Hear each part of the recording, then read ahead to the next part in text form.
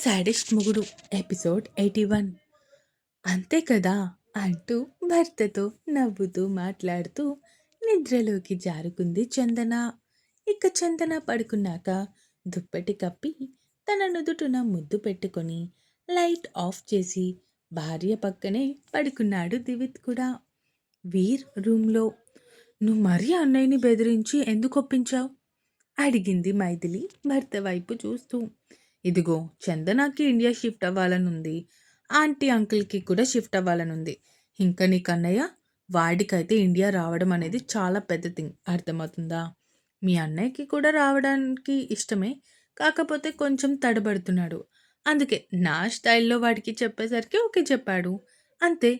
ఇందులో మేడం గారు మరీ అంత ఆలోచించాల్సిన విషయం లేదు, నన్ను విలన్ చేయాల్సిన పని లేదు అన్నాడు వీర్ భార్య చుట్టూ చేతులు వేస్తూ.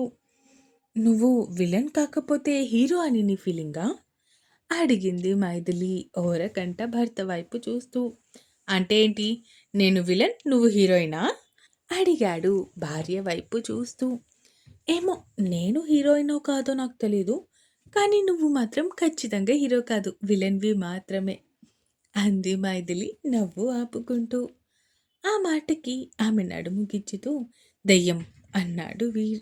సార్, నేను దయ్యాన్ని అయితే తమరేంటి భూతమా అడిగింది మైథిలి. ఇదిగో, ఎక్కువ చేసావనుకో రేపొద్దున నా కూతురు లేచాక అప్పుడు నిన్ను దాని దగ్గర ఇరికించేస్తా అన్నాడు వీర్. ఏంటి, బెదిరిస్తున్నావా? నిన్ను నీ కూతుర్ని చూసి నేనేం బెదిరిపోను అంది మైథిలి. అబ్బో, అది చూద్దామా? హా, చూద్దాం అంది మైథిలి. సరే కానీ బయట వెదర్ చాలా చల్లగా ఉంది కదా, సో అంటూ తన చేతులతో మైథిలి నడుము మీద నాట్యం చేయిస్తూ అడిగాడు వీర్. ఇదిగో, ఇప్పటికే బాగా అలసిపోయి ఉన్నా, ఇప్పుడు నా వల్ల కాదు అంటూ ఆవలిస్తూ చెప్పి భర్తని దూరం తోసింది. పోవే, నువ్వెప్పుడూ ఇంతే అన్నాడు వీర్ అలకగా. భర్త మాటలకి నవ్వుకుంటూ, సరే కానీ ముందు నువ్వు కూడా పడుకో, రేపు పిల్లలకి మాట ఇచ్చాం బయటకు తీసుకొని వెళ్తాము అని, సో రేపు మార్నింగ్ త్వరగా లేస్తే కానీ అవ్వదు అంటూ చెప్పడంతో ఇక భార్య పక్కనే పడుకొని గట్టిగా చుట్టుకొని నిద్రపోయాడు. మైథిలి కూడా వీర్ చుట్టూ చేతులు వేసి పడుకుండిపోయింది. నెక్స్ట్ డే మార్నింగ్ ఉదయాన్నే నిద్ర లేచి భర్త వైపు చూసింది మైథిలి. వీర్ ఇంకా హాయిగా నిద్రపోతూ ఉండటంతో వీర్ బుగ్గ మీద ఒక ముద్దు పెట్టి ఫాస్ట్గా వాష్రూమ్లోకి వెళ్ళి ఫ్రెష్ అయ్యి బయటికి వచ్చింది. పిల్లల రూమ్లో లైట్ ఆన్ చేసి ఉండటంతో అదేంటి వీళ్ళప్పుడే లేచారా అనుకుంటూ అక్కడి నుంచి కిందకి వెళ్ళింది. అక్కడ పిల్లలిద్దరూ లేచి ఆడుకుంటూ కనిపించారు. అండ్ వాళ్ళ దగ్గర దివిత్, చందన కూడా కనిపించడంతో అన్నయ్య, చందు, గుడ్ మార్నింగ్, అప్పుడే లేచారా ఇద్దరు అడిగింది మైథిలి. హా, తొందరగా మెలకువ వచ్చిందిరా, గుడ్ మార్నింగ్ చెప్పాడు దివిత్. ఇక మైథిలి పిల్లల దగ్గరికి వెళ్ళి వాళ్ళ బుగ్గ మీద ముద్దు పెట్టి good morning Kannayya, good morning madam అంటూ ఇద్దరిని విష్ చేసింది. గుడ్ మార్నింగ్ మమ్మీ అంది వన్య తిరిగి తల్లికి ముద్దు పెడుతూ. విహాన్ మైథిలి దగ్గరికి వచ్చి మైథిలి నుదుటి మీద ముద్దు పెట్టి గుడ్ మార్నింగ్ అత్తా అన్నాడు విహాన్. వెరీ గుడ్ మార్నింగ్, ముందు వెళ్ళి బ్రష్ చేయండి ఇద్దరు, లేదంటే పళ్ళు పుచ్చిపోతాయి అంటూ చెప్పడంతో వాళ్ళు వాష్రూమ్లోకి వెళ్ళిపోయారు. ఇక మైథిలి తన అన్న వదినల వైపు చూస్తూ మీరిద్దరూ కూడా వెళ్ళి ఫ్రెష్ అయ్యారండి అంటూ వాళ్ళని కూడా పంపించేసి రూమ్ మొత్తం నీట్గా సర్దేసింది. ఇక పిల్లలిద్దరూ బ్రష్ చేసి వచ్చాక ఈ ఇద్దరికి స్నానం కూడా చేయించేసి మంచి బట్టలు కూడా వేసేసింది. అత్తా అత్తా, మనం టుడే బయటికి గో కదా, వేర్ గో మనం అడిగాడు ముద్దుగా. మనం ఎక్కడికి వెళ్దాం అడిగింది మైథిలి. మనమా అంటూ ఆలోచిస్తున్నట్టు ఒక 2 నిమిషాలు ఆగి వాటర్ ఫాల్స్, ఆకే మూవీ, ఇంకా వాటర్ ఎగ్జిబిషన్ లిస్ట్ చదువుతూ ఉన్నాడు. మైథిలి కూతురు వైపు చూస్తూ చెప్పండి మేడం, తమరికి ప్లేసెస్ ఏం కావాలి? అడిగింది Maithili. No mummy, we have and my combined 10 places అంది వన్య. ఓహో! అయితే ఇద్దరు అనుకొని అప్పుడు ప్లేసెస్ నాకు చెప్తున్నారా? యెచ్ యెచ్ అన్నారు ఇద్దరు ఒకేసారి. సరే అయితే అందరూ లేచాక అప్పుడు మనం స్టార్ట్ అవుతాం. ఓకేనా? అంది మైథిలి. ఆ మాటకి వన్య వెంటనే తన తండ్రి దగ్గరికి పరుగు తీసింది. ఒసేయ్, ఎక్కడికి వెళ్తున్నావే? ఆగవే అంటూ తల్లి ఎంత పిలుస్తున్నా కూడా వినకుండా అక్కడి నుంచి వెళ్ళిపోయింది. విహాన్ కూడా అక్కడి నుంచి సుగుణ గారి రూమ్ వైపు పరుగు తీశాడు. దేవుడా!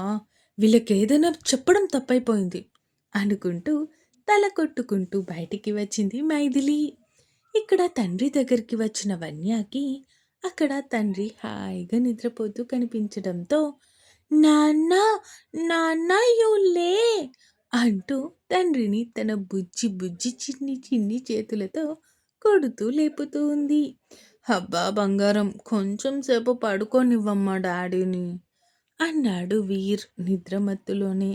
నో డాడీ, యూ లే అంటూ నిద్ర లేపుతూ ఉంది వన్య. ఇక కూతురు అంతలా తడుతూ లేపుతూ ఉండేసరికి బద్ధకంగా నిద్రలేచి కూర్చున్నాడు వీర్.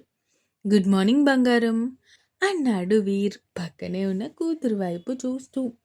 Good morning daddy, you fast get up, మనం అందరూ గో బయటికి అంది వన్య.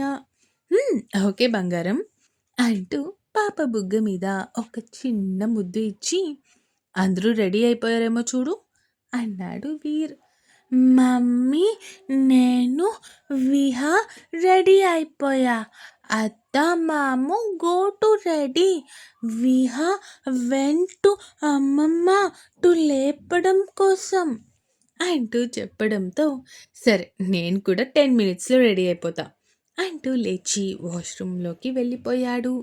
ఇక వన్య కూడా దివిత్ వాళ్ళ రూమ్ దగ్గరికి వచ్చి బయట నుంచి డోర్ తడుతూ ఉంది. అప్పుడే ఫ్రెష్ అయి వచ్చిన దివిత్ డోర్ ఓపెన్ చేశాడు.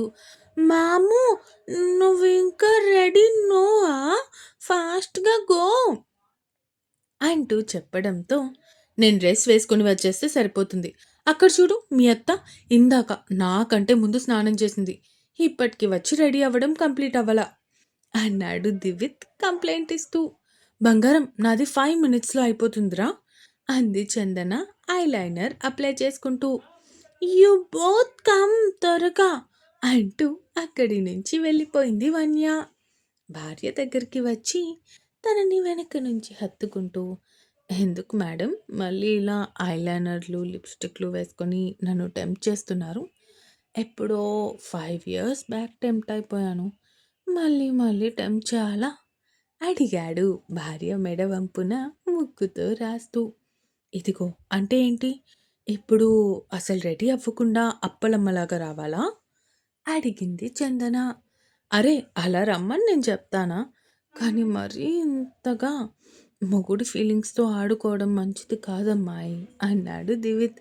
అయిపోయిందా, ఇంకా ఏమైనా ఉన్నాయా అడిగింది చందన. ఆ మాటకి దివిత్ భార్య వైపు సీరియస్గా చూస్తూ, ఇదిగో మరి అదే వచ్చేది, నిజాలు చెప్పినా కూడా యాక్సెప్ట్ చేయదు ఈ పాడు సమాజం అన్నాడు దివిత్. సర్లే, ముందు వెళ్ళి ఫాస్ట్గా రెడీ అవ్వు, మళ్ళీ నీ మేనకోడలు వచ్చింది అంటే నిన్ను చెడుగుడు ఆడుకుంటుంది అంది చందన. సరే సరే, ఇప్పుడు టైం తమరిది నడుస్తుంది కాబట్టి ఎన్నైనా చెప్తారు అన్నాడు దివిత్. సరే ముందు వెళ్ళి రెడీ అవ్వు అంటూ భర్తని పంపించేసి తను రెడీ అయిపోయి పర్ఫ్యూమ్ స్ప్రే చేసుకొని కిందకి వెళ్ళింది. ఇక దివిత్ కూడా ఒక 10 మినిట్స్కి రెడీ అయ్యి బయటికి వచ్చాడు. ఇక అదే టైంకి వీర్ కూడా రావడంతో ఇద్దరూ మాట్లాడుకుంటూ కిందకి దిగారు. మైథిలి, విహాన్ ఇంకా వన్య ఇద్దరికి టిఫిన్ తినిపిస్తూ ఉంటే చందన పిల్లలకి అండ్ తమకి తినడానికి కొన్ని చిరుతిండ్లు పని వాళ్ళ చేత ప్యాకింగ్ చేస్తూ ఉంది. ఇక సుగుణ గారు, రాజ్ గారు కూడా రెడీ అవ్వడంతో దివిత్ ఒక మినీ బస్ బుక్ చేశాడు. ఈ గ్యాప్లో అందరికీ టిఫిన్ వడ్డించేసింది చందన. ఇక పిల్లలు తినేశాక మైథిలి కూడా ఫాస్ట్‌గా తినేసి రెడీ అయిపోయింది. ఇక మినీ బస్ రావటంతో అందరూ స్టార్ట్ అయ్యారు. ఒరేయ్ వీర్! నా ఇంటికి వచ్చి నన్నే కొడతావా? నిన్ను ఈసారి అంత ఈజీగా వదలనురా! అంటూ నీ కూతురు అంటూ కాదు కాదు నీ కుటుంబం మొత్తాన్ని లేపేస్తాను. నువ్వు అంత ఈజీగా నా నుంచి తప్పించుకోలేవు. అనుకుంటూ ఉన్నాడు అశోక్. సరిగ్గా అప్పుడే అక్కడికి వచ్చాడు మైనా భర్త. మీరేదో పెద్ద తోపు తురుము అనుకుంటే ఆఫ్టర్ ఆల్ ఒక చిన్న పిల్లని కూడా చంపలేకపోయారా? Shame on you! అన్నాడు అతను. ఆ వీర్ గాడు ఇప్పుడు వాడి ఫ్యామిలీతో అమెరికాలోనే ఉన్నాడు. వాళ్ళని ఎలా అయినా సరే అక్కడే వేసేస్తా. మీకొకసారి విషయం చెప్దామని వచ్చా. బాయ్ అంటూ అక్కడి నుంచి వెళ్ళిపోయాడు అతను. రేయ్! ఆఖరికి నువ్వు కూడా నన్ను అంటున్నావంటే అది కూడా ఆ వీర్ గాడి వల్లే. చెప్తా. వాడిని, వాడి కుటుంబాన్ని ఏసేసి అప్పుడు నీ సంగతి చూస్తా. అనుకుంటూ వెళ్తున్న వాడి వైపే కోపంగా చూస్తూ ఉన్నాడు. ఇంకా ఉంది. ఈ ఎపిసోడ్ ఎలా అనిపించిందో కామెంట్స్ రూపంలో తెలియజేస్తారు అని కోరుకుంటున్నాను. అలాగే సబ్స్క్రైబ్ చేసుకోవడం మాత్రం మర్చిపోకండి. ఇక ఉంటాను. Bye bye.